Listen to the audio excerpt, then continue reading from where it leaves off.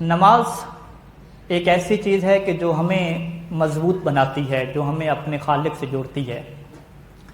انسان کے لیے ٹینشن، اضطرار کو ختم کرنے کے لیے جو ماہرین نے نفسیات لکھتے ہیں کہ ضرورت ہوتی ہے کہ یہ ایک شفیق اور رحم کرنے والی اور بڑی ذات سے متمسک ہو، اس سے جڑے۔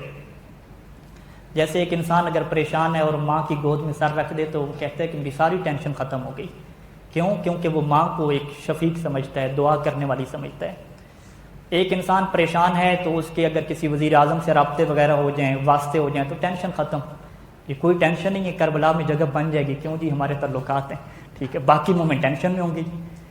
یعنی یہ انسان کی فطرت ہے کہ جب یہ بڑی طاقت کے ساتھ اپنے آپ کو متمسک کرتا ہے تو اس کے دل کی ٹینشن ختم ہو جاتی ہے۔ انسان کو ضرورت ہے کہ سب سے بڑی طاقت جو اللہ تعالیٰ کی ذات ہے اس سے متمسک ہو جائے، اس کے ساتھ انسان جڑ جائے گا، ہر وقت جڑا رہے گا تو اس کی ساری ٹینشنیں ختم ہو جائیں گی، ساری پریشانیاں ختم ہو جائیں گی۔ اور سیرت اہل بیت میں یہ چیز ہمیں بڑی واضح ملتی ہے۔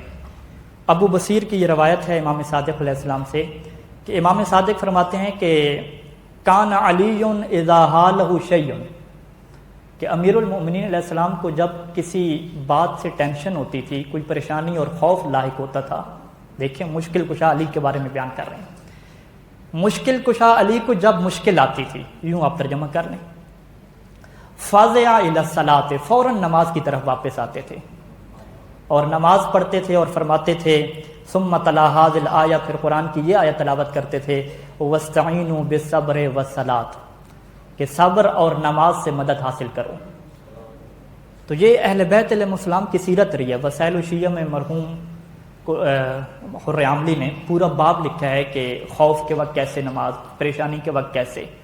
ہر جگہ پہ اہل بیت نے انسان کو بڑی طاقت کے ساتھ جڑنا سکھایا ہے، کیونکہ انسان جب بڑی طاقت سے جڑ جاتا ہے تو پھر اس کے دل کی ٹینشن اور پریشانی ختم ہو جاتی ہے۔